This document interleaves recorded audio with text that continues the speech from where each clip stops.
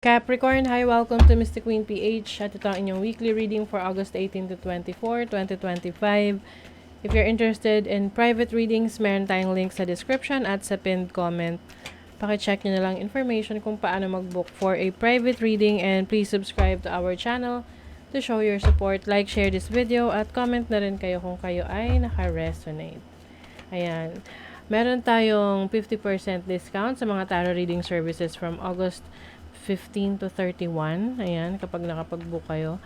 Half lang yung babayaran nyo for private reading. So, this is the best time na makapagpa-book kayo for a private reading. So, yung link nasa description at sa pinned comment. Paalala lang, ang reading na to ay general reading. So, dito lahat makaka-resonate sa inyo. Just take what resonates. Capricorn, August 18 to 2024. Ay, 2024. 2025. Okay. Overall energy. Challenge. Opportunity. Blessing. Naku! Capricorn, what is going on? Ang hirap pa ngayon ng sitwasyon. Dami iniisip. Capricorn. Diba? You have the moon. Some of you, kind of depressed. To be honest. Well, I can relate. The Nine of Swords is overthinking. Maraming mga iniisip. Maraming gumugulo sa isip ninyo. Iba-iba. Maraming bagay. Factors affecting you. Your relationship. Your family. Yung responsibilities mo. Trabaho mo.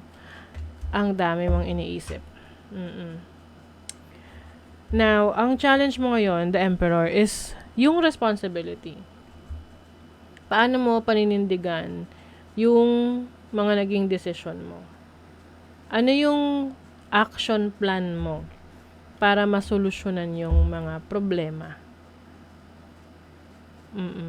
At yung disiplina na ibibigay mo sa sarili mo para ma-achieve mo yon. Kasi meron ka ngayong opportunity na maisaayos mo ang finances mo. This is about your money, your career. You also have the opportunity na mas kumita ng mas malaking income. Ay, ang galing, oh. Napapansin niyo parang nag-iiba yung gumagalaw. Oh, ayun. Ano yun? Filter ba yan? That's so weird. Okay. Nag-a-agree siya. Ayan. And this is your energy as well kasi Earth sign to, Taurus, Virgo, Capricorn. Ang opportunity ninyo is to be fully in control of your money, your career, your finances. Kailangan lang talaga nito hard work. Oo.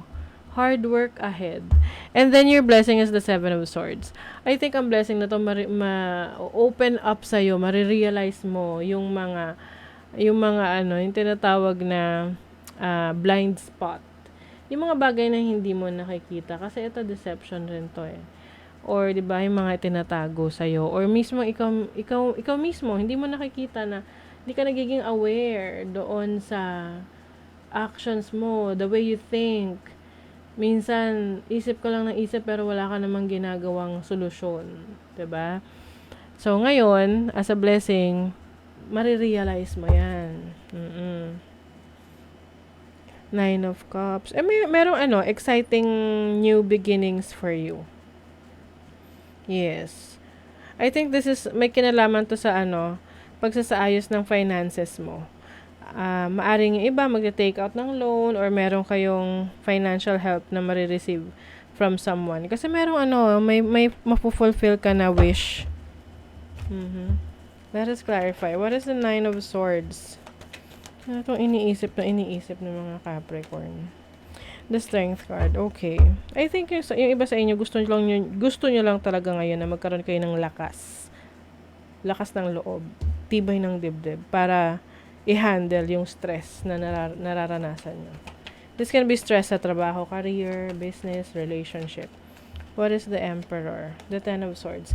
Meron ka talagang kailangan na i-let go na mga bagay na hindi na nagsiserve para sa highest good mo.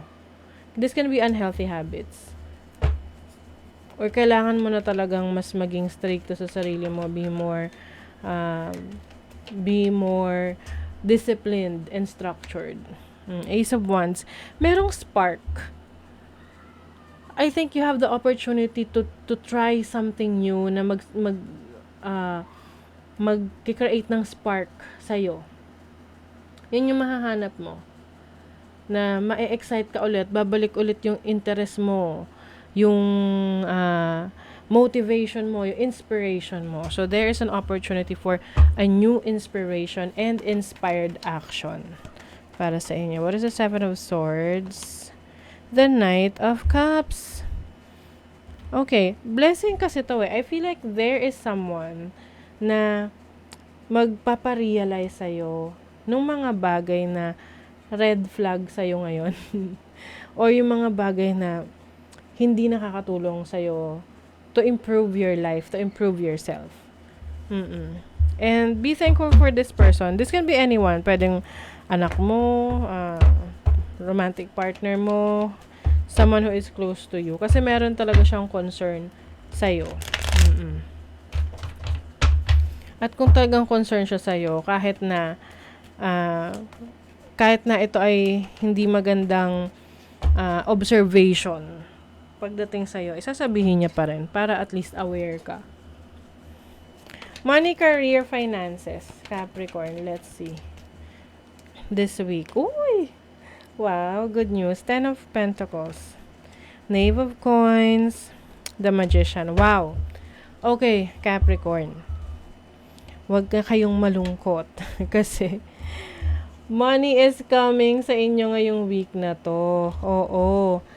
Merong may magsisimula or meron kang, maaaring may pag-aaralan ka or may idea ka na masusubukan or may isip na gagawin mo na magagamit mo yung talento mo, yung abilities mo, kakayanan mo.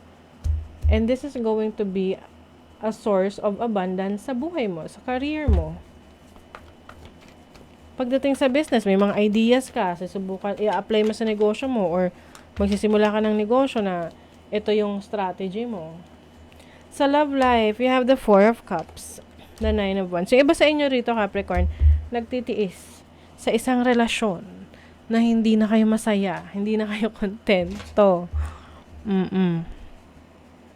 Yung iba kasi, maaring nagsistay kayo sa relationship na to for practical reasons. Oo. Na, okay, kasi itong person na to, tinutulungan ka financially, may pakinabang sa'yo, kaya kahit na merong mga bagay na hindi mo gusto sa kanya, magsistay ka pa rin. Kasi may benepisyo pa rin.